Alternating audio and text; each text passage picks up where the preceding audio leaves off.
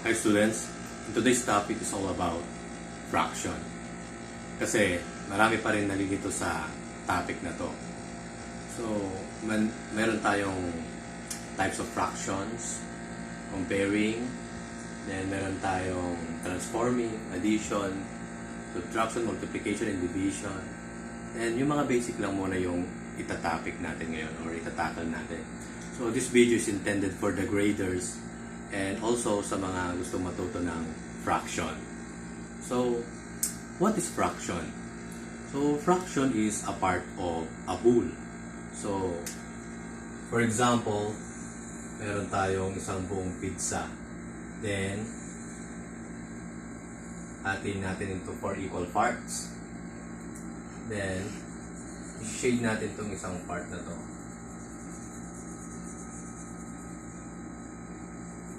Pag i-translate natin ito into fraction, magiging 1/4.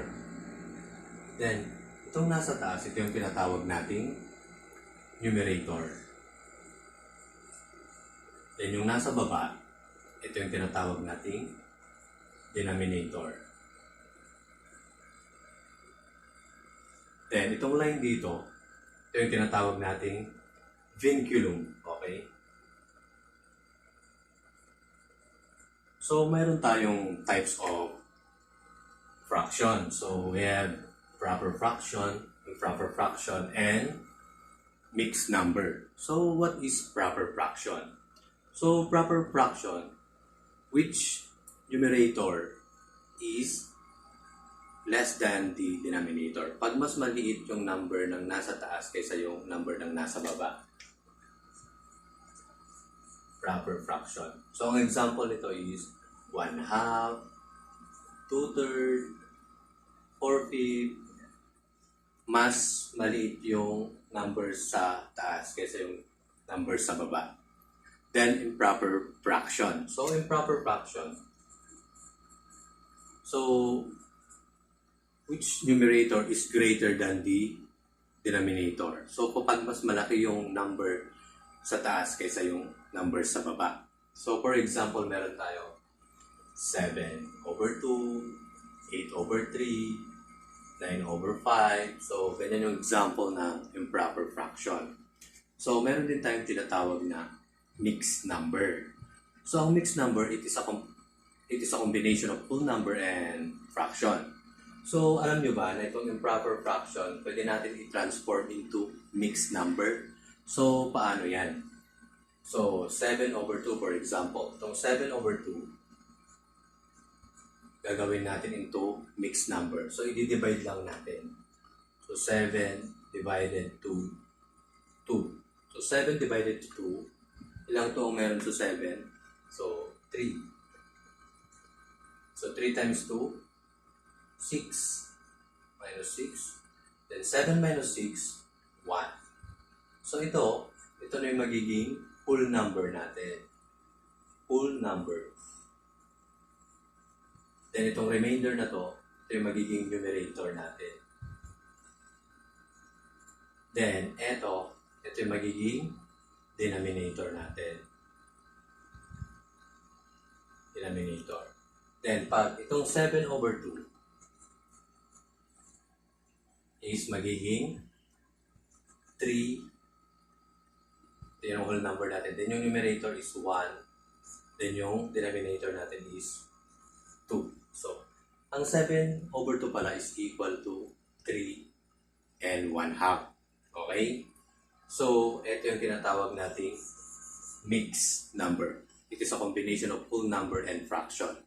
So, alam niyo rin ba na itong mixed number pwede rin maging improper fraction? Vice versa lang sila. So, paano naman gawing improper fraction to mix? So, ganito lang. For example, 3 and 1/2. So, gagawin nyo lang, itong denominator, i-multiply nyo sa whole number. Then, yung sagot dito, i-plus nyo sa numerator. Then, copy the denominator. So, 2 times 3, 6, plus 1 equals 7. Then, copy the denominator. O, diba? Vice versa lang sila. So, meron siyang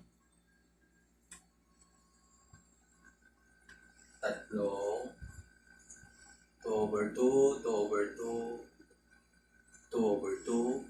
Kasi 2/2 is equal to 1. So, plus 1 half. So, 2/2 is equal to 1. So, 1 yan, 1 yan, 1. So, 1, 2, 3. So, yan. Then, plus 1 half. Or pwede rin 2, 4, 6 plus 1, 7. Then, copy denominator. So, ganyan yung mga technique. Then, meron din tayong comparing fractions. So, paano ba mag-compare ng fraction? So, dito, ma-identify natin kung ano yung mas malaki, ano yung mas maliit sa fraction. Gumagamit tayo dito ng mga greater than, less than, or equal. So, ito yung mga example. For example, 2/3 saka 1/3. Okay, 2/3 and 1/3. Ano yung mas malaki din? So dito, pag ganito yung given sa mga quiz, pag parehas yung denominator, ang technique dyan is, tignan nyo yung kung ano yung mas malaking number sa numerator at yun yung mas malaki yung value. Pag same yung denominator, tingin lang kayo dito sa numerator. Kung ano yung mas malaki yung number, yun yung mas bigger yung value. So dito, 2 tsaka 1, mas malaki itong 2. So 2/3 is greater than 1/3. Okay? So ganun yung technique pag parehas yung denominator. How about pag ganito naman? Yan. 3/5 and 3/9. So, pag parehas naman yung numerator, pag parehas tong numerator, tignan nyo lang yung denominator. Okay, 5 and 9. Kung ano yung mas maliit ang number, yun yung mas bigger yung value. Okay? Pag parehas yung nasa taas, pag parehas yung numerator nila, then itong denominator nila, kung ano yung mas maliit yung number, yun yung mas malaki yung value. So, 3/5 saka 3/9. 5 and 9, mas maliit itong 5, di ba? So, mas maliit itong 5, pero kaya mas malaki yung value ng 3/5 kaysa 3/9. So, how about pag ganito? 1/4, then 2/5. O, yan. 1/4 and 2/5. Ano kaya mas malaki dyan? Ano mas maliit? So, dito, ang gagawin natin is gagamit tayo ng LCD or least common denominator. So, dito sa denominator niya, para makuha natin yung least common denominator nila, since itong 4, di naman siya divisible sa 5, itong 5 di divisible sa 4.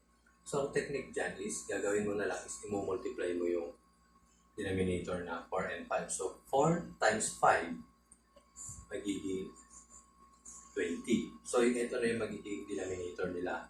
So, 20 divided to 4, 5 times 1, 5. Then, blank, ito naman.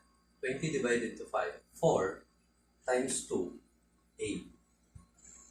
So, 5/20 and 8/20.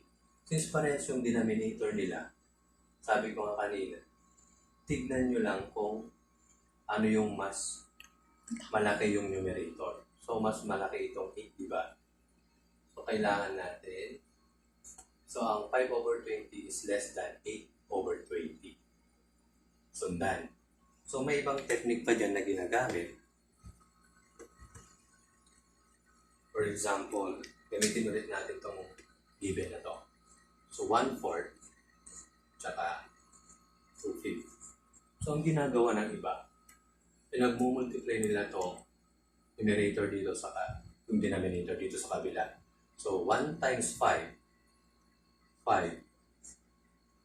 Then, 2 times 4, 8. Ganyan yung mga technique nila. Then, titignan lang nila dito kung ano yung mas malaki yung number. Kung ano yung mas malaki yung number sa taas, yun yung mas bigger yung value. So, So, 5 and 8. Mas malaki itong 8. So, same lang sila dito. Parehas lang yung sagot. Okay? So, meron tayong quick review. So, kayo naman mag-identify nito kung ano yung number 1 yan, number 2.